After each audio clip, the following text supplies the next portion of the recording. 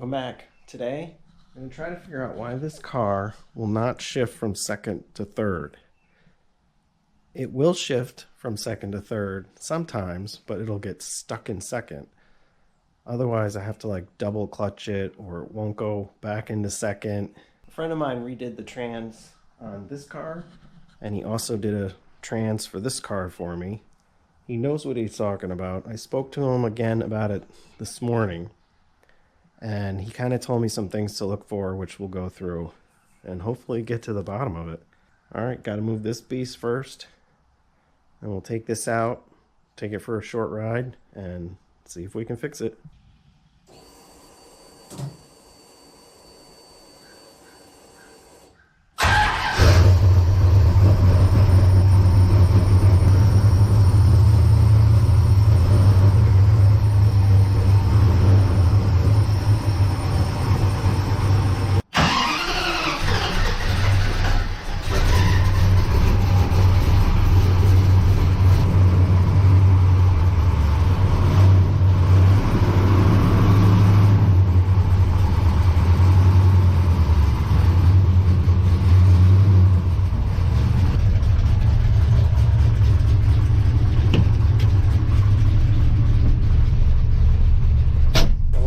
Isn't moving, or when it's shut off, I can go through the gears 1, 2, 3, 4, reverse, no problem. There's reverse. But once I move, it won't go into third. So let's get it up to third and let's see what happens.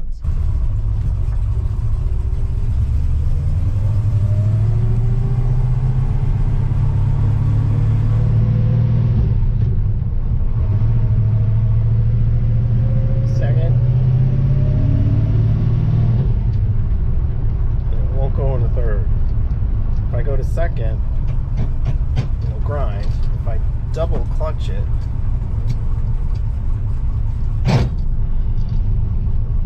sometimes, yeah, it'll go into third. And here we are, shut off. 1, 2, 3, 4. Works fine. The odd part is, so this is 3, 4, but it won't even get into that 3, 4. So it won't even move over like that from second to third. So there's a couple things we think might be going on. Got it up on ramps. Rear tire blocked. E-brake on. It is in neutral. There's a couple things I want to check under here. This shifter is brand new, right from Hurst. I've adjusted the linkage many times. I've also adjusted the clutch multiple times. There's a rectangular slot in the shift arms, which matches up with the studs. And what we're thinking is possibly the rectangle on the shift arm, where the stud is, has been worn. Now it could be worn where the corners are worn, or just worn where the tab doesn't go on it tight. So I'm going to take that off and see what we find. So what we're thinking is, because of the symptoms that either the clutch isn't disengaging or it's not coming out of second fully, so that's why it can't even go into third. And when I double clutch it, it's doing something to get it out of second. I don't know if you can see that, but when I turn it, the stud doesn't move, but the tab moves. Tab moves, stud doesn't. Tab moves, stud doesn't. What I noticed is not only is the rectangle on the stud here, the edge is worn, it doesn't stick out very far. It's not making full contact. Might as well admire all the work I've done while we're under here. All new floor, springs and e-brake cable and exhaust, tires, brakes, TTI headers, and QA1 front suspension. Look at that. Disc brakes. Fancy. Too bad I gotta pull this transmission. That is not fun. I also found 2 oil leaks. I noticed some oil under the lip of the valve cover in the back here. So I tightened them gently. Don't want to crimp down on these stamped steel valve covers because where the bolt is, it'll bend it and then it just won't stop leaking. And then I tested this side, and when I ran my fingers under here, there's a bunch of oil. It's got to be making it in between the gasket and the valve cover. Also noticed pooling of gas here. That's a little too much for my taste. It's probably coming out of the throttle rod here. Yeah, whatever this is called, the butterfly. And those aren't an easy fix. So I think I'm going to take this tunnel ram off. This tunnel ram with those carbs was on this car when this car had the original 383 in it, the tired, worn out 383, and it was okay. I probably remember it better than it was, but it was probably okay because I had a tunnel ram for the first time. But when I had this motor built, I had that tunnel ram on here.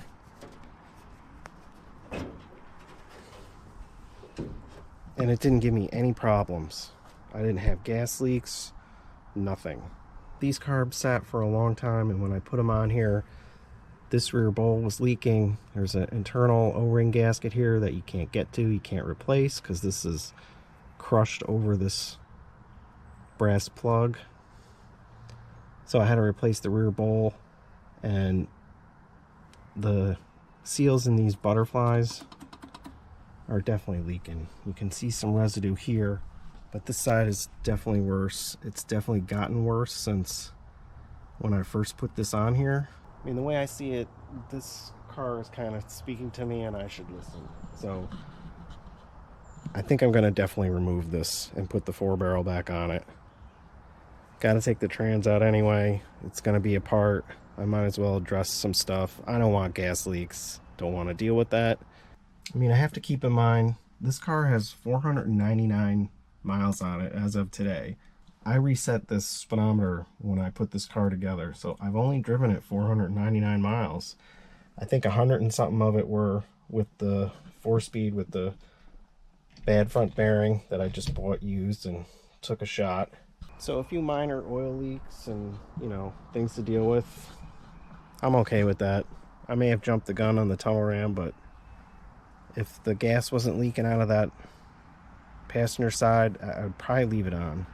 I know there's a way to fix those butterflies, that shaft leaking, but it's not something I want to get into and have the car in pieces. So I really want to address the 4-speed issue.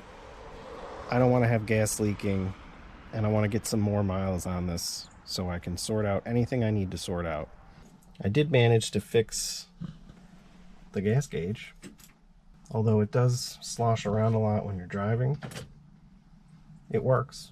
I did notice the voltmeter. Sometimes it works, sometimes it doesn't. There, it just popped on. So I can live with that. I think it's the gauge because all the connections are good and I don't have any issues with the wiring. Taking this out is a pain in the butt. It works more than it doesn't, I'll say that much. So I have to get this thing up in the air in the front, high enough to get the side cover off the trans. I got a little trick I like to use. Keeps me safe. I don't have to deal with jack stands in the way, and it should work well with this.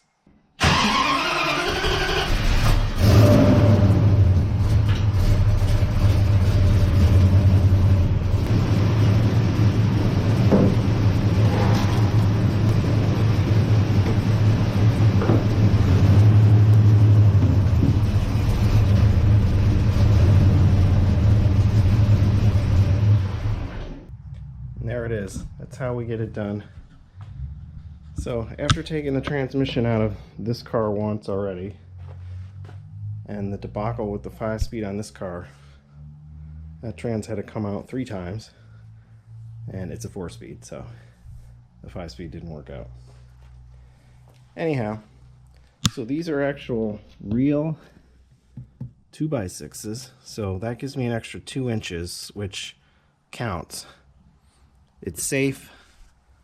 It's in gear, even though it may or may not be in gear by the time I get the cover plate off, but e-brakes on, wheel chuck on the back. That's it for today.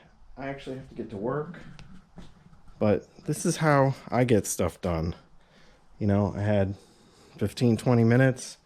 I figured let's move the cars around, a little musical cars, get this thing where it needs to be, so the next time I have a few minutes I can come out, get under it, start getting that cover off, get it shipped to my friend so he can fix it, and take it from there. It'll sit here for a while, but the sooner I get that cover off and out and I get it back, the sooner I can make an attempt to put the cover back on, or if it doesn't work, pull the trans and get this car back on the road. Next time I'm on this, it'll be probably much colder, but until then. It's the next day. Got my dirty clothes, my crappy glasses on. I'm going to start this thing up so it gets a little warm under there and I get some carbon monoxide in here. I did notice these carbs are leaking even worse than I thought. That's just from moving it out of the garage and back into the garage. So I'm definitely going back to the 4-barrel. So we're going to start this up. It's definitely a cold start.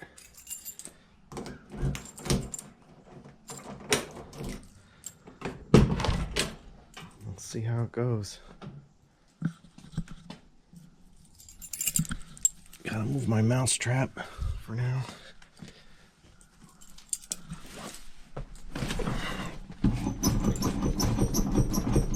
The voltmeter hasn't worked since I said it works intermittently. And I said it works more than it doesn't. And it's not working at all. Okay, let's see what happens.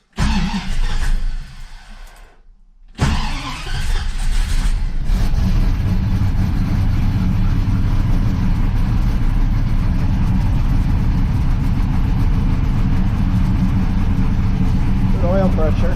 And we'll let that run a little bit, and then I'll show you on the cover what the problem is.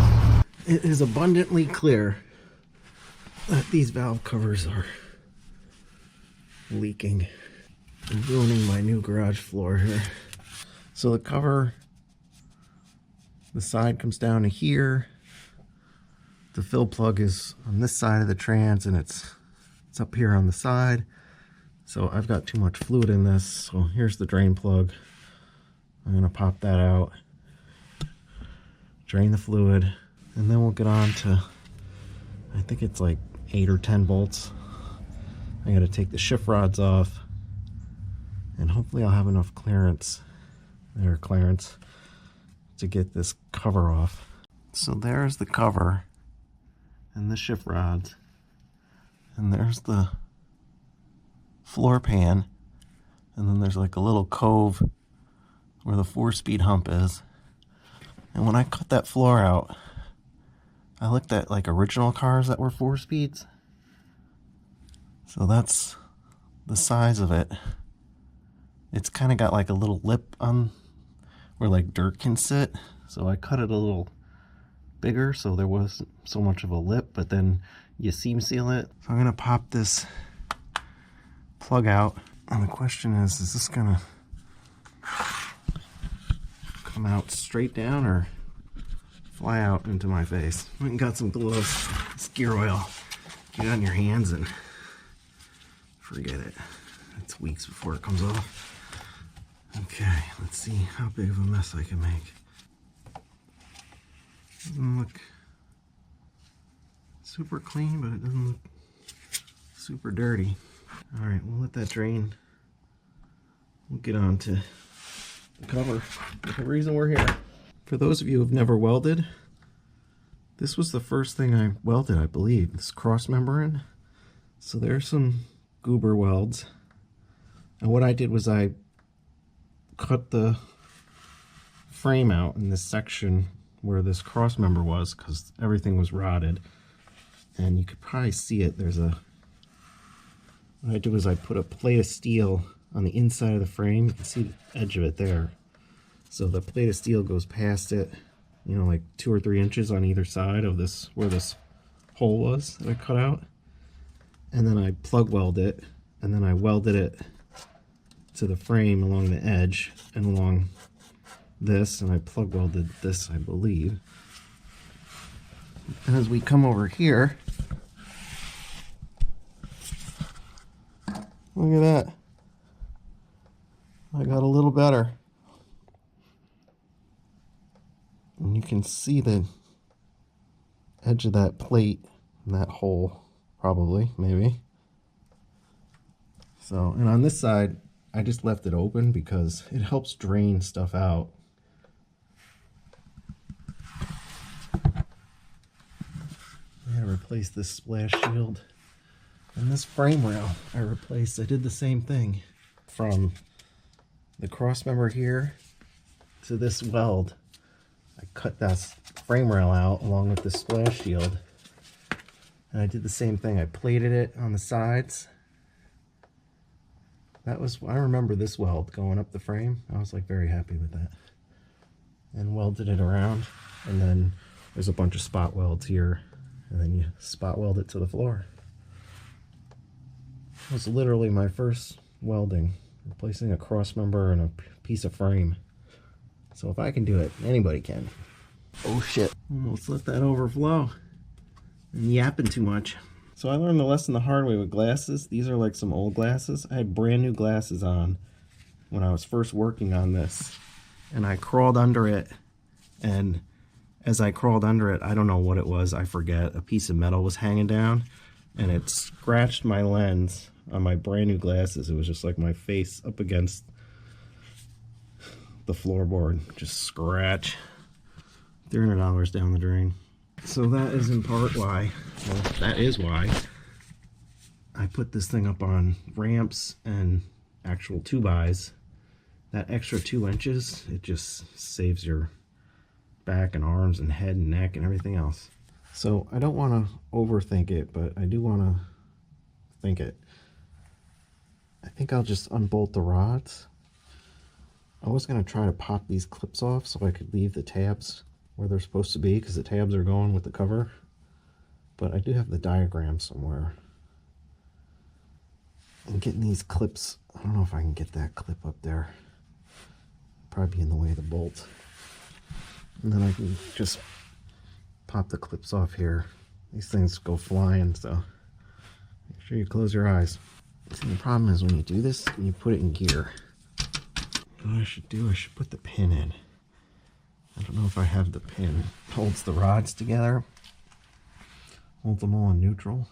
I think I used an Allen wrench. So I got an Allen wrench in there. And that should hold it in gear. Or hold it in neutral. I hope this is showing up because this isn't part of the cover. It's reverse. So the depth of this squared off piece of the stud is the same as this reverse rod. But first, second, third, fourth, it's different, or it's so worn. But I think those tabs are bigger, the shift tabs. We're gonna find out. This forward one is third, fourth, and that was nice and tight. Never came loose. Appears to have good engagement. These are not easy to get. There's no way I can hold a camera or even set up a camera to show that. I've got to get in all sorts of weird positions to get them out. But I'm about halfway done. I'll show you when I get this cover out of here. So this is what we're dealing with. This is an issue that I wasn't aware of. Like I said, my friend wasn't aware of, and I think Dan Brewer discovered it fairly recently, but I'm not sure. So you can see here, this is 3/4. And it's squared off, and then this is squared off. But the depth of this is much larger than this squared off part. Now 3/4 was working for me, and when you put it on, it is not snug. But then we get to first, second. Same thing, the depth is way thicker on this piece. And you can see how this is rounded off. And when you put this one on, I mean, so when I was putting it in second and then coming out to go up to third, it wasn't coming out of second all the way. And I did check reverse, so reverse is not on the cover, it's down lower. And this piece matches perfectly with this. It's the same thickness, so they got it right with reverse, but that is unacceptable. And these are the pieces that brewers, they won't sell you the ones they redo unless you send the core in. So apparently it's a bigger issue than I knew. These are going off with this cover, and he's going to make sure these fit. I'll ship them out today, and we'll get it back in as soon as possible. So it's a few weeks later, and I'm back on this thing. I got my cover with the new shafts installed. This, like I mentioned probably 100 times, brewers, you send these back and they re-weld studs in to solve that squared off issue on the other side. And that's some serious welding. That's some hot metal right there. So my friend, he sent it off to Dan Brewer and took care of it because he just wanted to take care of it. He also sent me a gasket for the side cover, which is great because I'd have to buy a whole new gasket kit. And he sent me assembly goo, which is for when I go to put this cover on and I'm under the car laying on my back.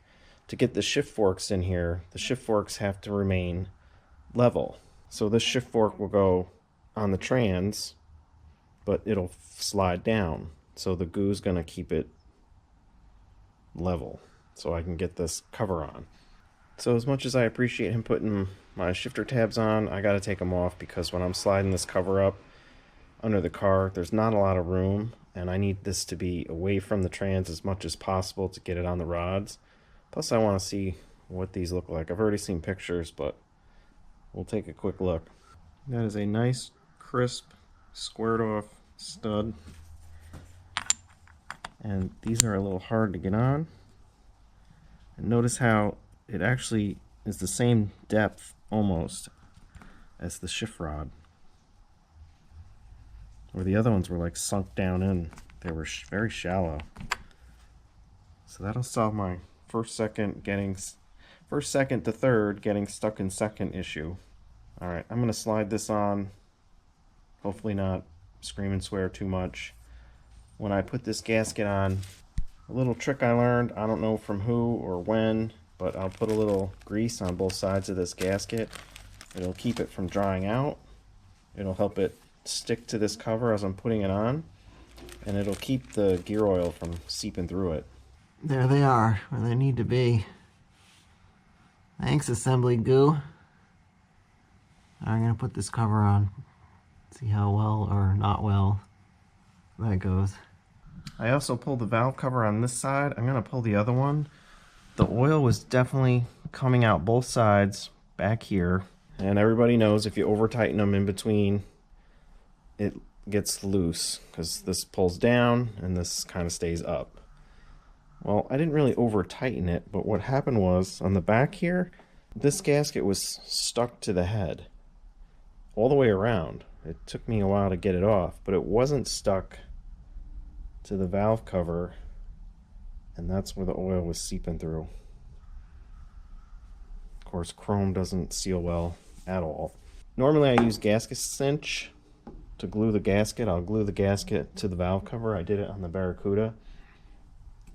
But this thing has been sitting too long and it's rock hard. I went to the parts store, and that's not a parts store thing. That's an order thing. So I have this Form-A-Gasket stuff. We'll see how well that works. So it has been a few days. We've got nothing but 50 to 60 mile an hour winds in the last 3 days, over the last 3 days.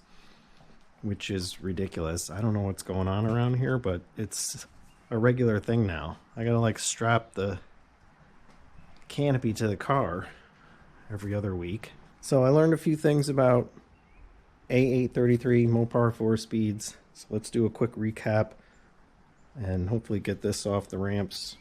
Here we are under the car where I left to be. So the side cover bolts have a shoulder on them where there's no threads. And there's two longer bolts that go here by reverse. They're just fully threaded. But one of these ones with the shoulder has a longer shoulder than the others, and that's to align the cover. So one of the holes in the case in the trans can accept the bolt with the longer shoulder. So when I took this cover off, I wasn't aware of that. And when I went to put it back on, one of these bolts wouldn't go in all the way. So I was like, oh, that must be the one that holds the speedo cable bracket. But even that didn't work, and I had to put a washer on it. That's really not a factory speedo cable bracket, but it works. So when I put this thing together, it wouldn't go in reverse. It would do all the gears, but it wouldn't go in reverse. So when you have that issue, the advice that I read online is loosen the cover, put it in reverse, and then tighten the cover while it's in reverse. So when I did that, I put it in reverse. The cover didn't move. It didn't come off the trans, but it did go into reverse. Tighten the cover, wouldn't come out of reverse. So a little more digging, and apparently what you have to do is put the cover on loosely, tap it up a little bit, and then tighten it. And that worked. Now I have all gears. And I adjusted the shifter, so it should be good to go. On that front, anyway. I also robbed the valve covers from the Barracuda, which is sitting valve coverless, but I got a solution for that. I wanted to keep these valve covers. I was just gonna... I got new gaskets and that gasket cinch stuff from O'Reilly's, and I was just gonna glue them to the valve cover, and then you bolt them down and everything should be fine. But I was looking at this one and I noticed something. It's cracked around the holes for the bolts. And all the other three on this valve cover are showing signs of being cracked. This one, this one, this one. This valve cover looks good. Doesn't have any issues. You know, if I put this gasket on and glue it on, there's still gonna get oil past here. You know, I'd have to gob it with something or fix it, and it's chrome, and I just don't want to mess with it. The idea is to get this trans sorted, get this thing off these ramps, get these valve covers, stop them from leaking, get this tunnel ram off because the gas is leaking. It's just leaking gas sitting here. Get the 4-barrel back on it, and then drive the hell out of it. I gotta work all these bugs out before, you know, I go and do something stupid like put a tunnel ram on it where the carbs have been sitting forever and they're all dried out. So I got the Pennzoil Synchro Mesh. Be putting 3.5 quarts in that trans. That should be enough because it already has some fluid in it. There's this little pump here. I got it with a kerosene heater, but I've already gotten 2 of these quarts in there. It makes quick work of this, and it's got a one-way valve up there. So when I change the bottles, it's not draining the entire thing out. So I'll finish with this. It's a little sketchy with the jack in the back to make it as level as possible. I got a wheel chuck here, and then when it's back on the ground, I'll top it off. Trans is full, valve covers are on. I did see some oil oozing out in the same spot in the back of the valve cover. This is just to start it, run it through the gears, make sure they work. Pretty confident it'll start. Not sure how quickly. Voltmeter works. That's an improvement.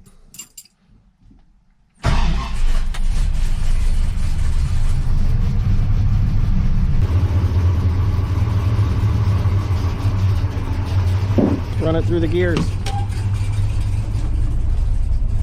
I don't have a co-pilot. Cannot see where this car ends. Reverse works.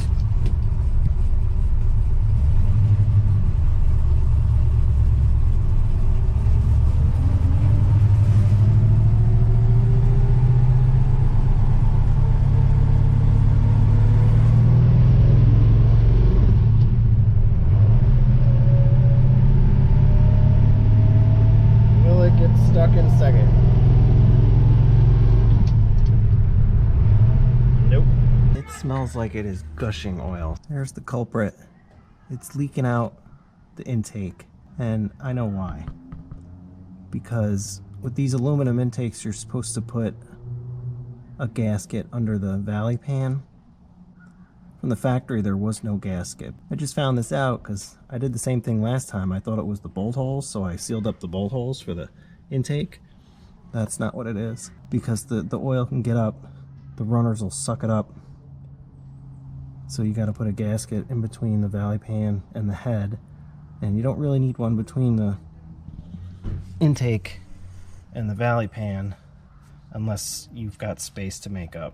Well, good thing this thing's coming off anyway. I bet you I dealt with this before with the Barracuda and probably forgot, or maybe I just did it right the first time and got lucky. It's all bolted.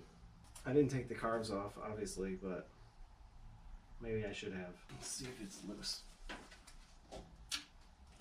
Oh yeah. All that oil is nice and loose. I need a steak.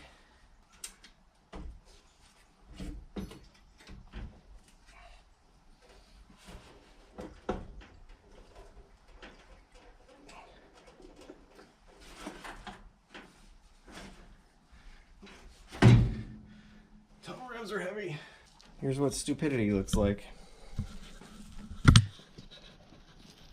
You gotta have a gasket in between here. I mean, it's not coming from the China wall.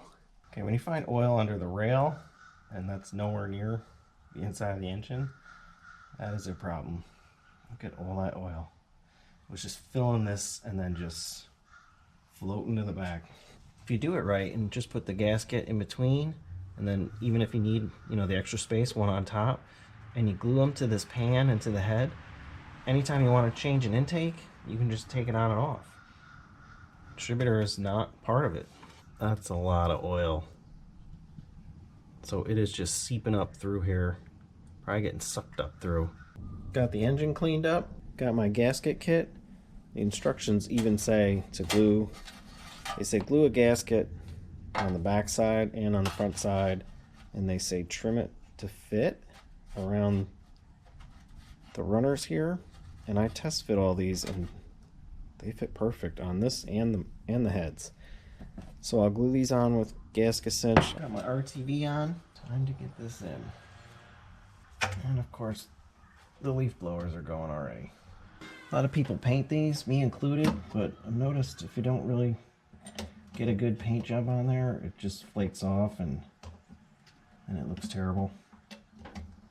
So I'm going to forego that, plus I'm a little too anxious to wait around for paint to dry. And this one's shiny. I like it a lot. It's going to do a test fit here without the gaskets.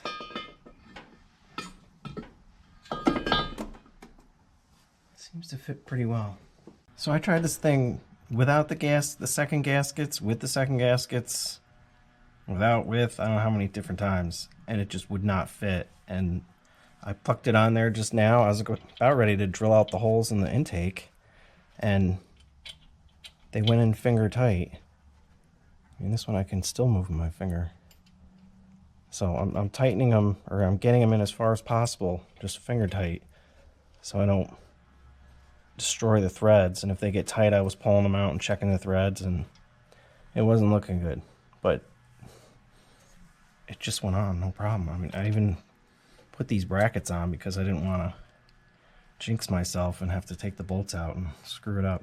I also loosened up the rails here, the front and back rail, so this pan could wiggle around. And it didn't help with the gaskets doubled up, but it did it with just the single gaskets. Here we are 2 days later. Carb is on. Everything's hooked up. I'm ready to fire it. The only thing I'm worried about is, will these fuel fittings leak? So I'll probably put some rags around there and we're going to see what happens. Here goes nothing.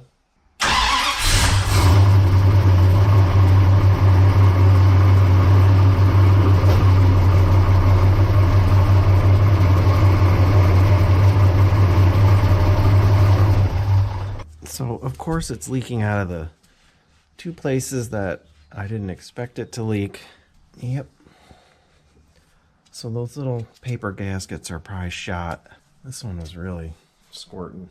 Well, you let these carbs sit any amount of time and everything goes to shit. I'm pretty sure I replaced the bowl seals with those blue gaskets that are like reusable. Let me see if I can find something for this. So I do have 3 of the 4 little paper gaskets, but when I went to change these, they were loose. So I tightened them a little and kept the screw in the same spot so I don't change where the floats were. Let's see if this works. Now we're leaking out of the brass fitting here. 3rd time's a charm? No such luck. Attempt number 4. 5. It's actually getting warmer out today, so I'm gonna back it out and just check a few things.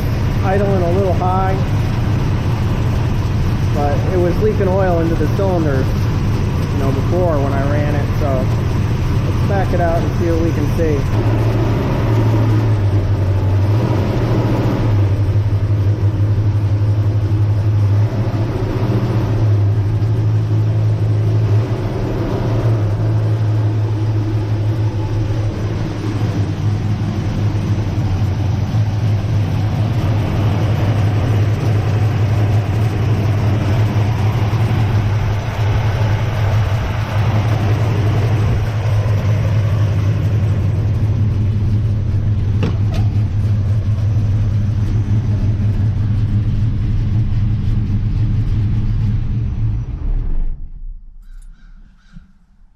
500.1 miles. So I got this thing all sorted out. The only thing I changed when I put that tunnel ram on was I put the lightest springs in the distributor for the mechanical advance. We'll see how it does. It's running really good. It's pretty snappy. That's got a lot to do with that Edelbrock Performer RPM intake and definitely that Holly carb. So the last thing on the agenda is I'm going to take these 275 tires and rims and put them on the back of this. For no other reason than why not? Kind of want a bigger tire on the back of this Dart anyway. And, you know, I'm not really like a burnout kind of guy. I don't like to abuse these things and cost me more money, but it might happen. And these Krager GTs are a little rare and probably a little fragile. So we're going to swap them. And this thing's just a 6-cylinder, 3 on the tree.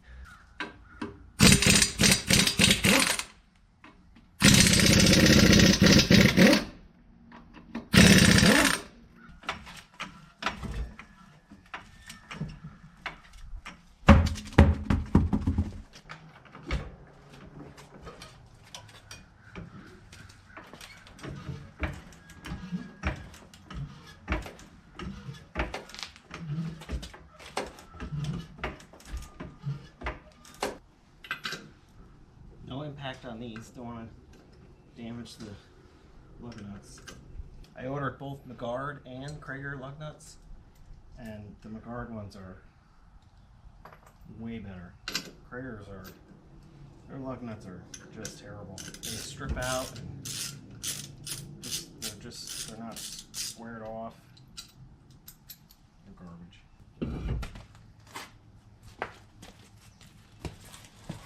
Krager GT.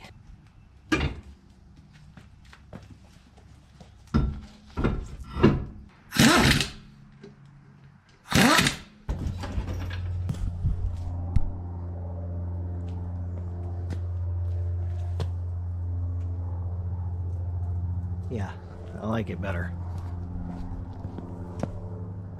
Those Krager GTs only came in a 15x6. So these tires are 215/70 15, where these are 275/60 15. So there it is. I think those big tires really help out. Definitely fill out that wheel well. These 62 darts have the same spring as like my Barracuda, like the later A bodies. the rear end's a lot narrower than most B bodies. That's why people like them. You can fit a giant tire in the back. Looking good.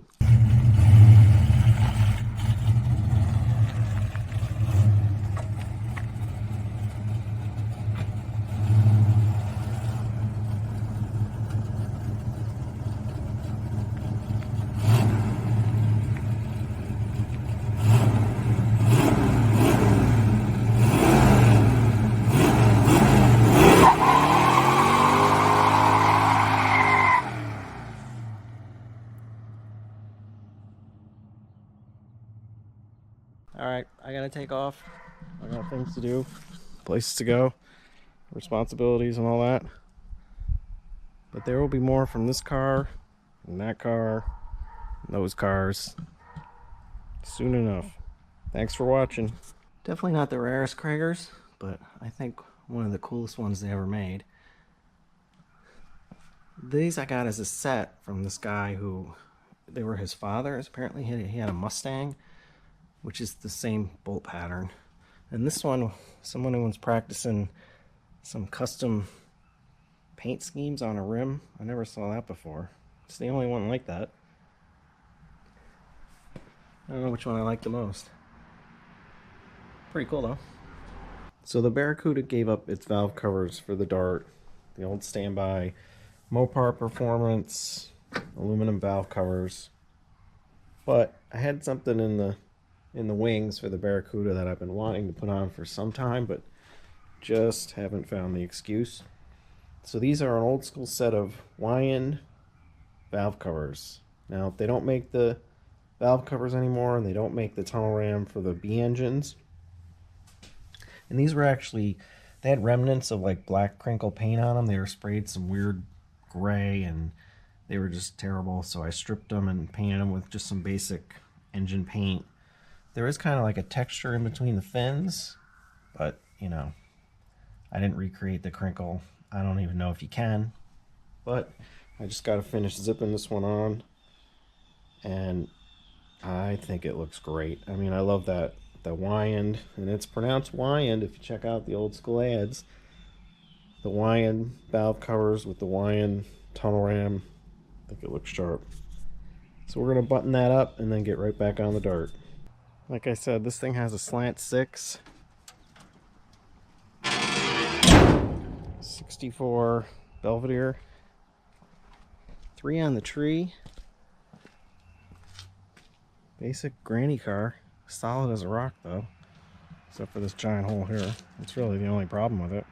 And it's got like a 410 gear in it in the rear, which is, I drove this for last summer and it was ridiculous. That slant 6 with the 3-speed couldn't get out of its own way with these gears. So this rear end's coming out of it. I got a 64 rear end that's going in it. And it'll just be plain Jane.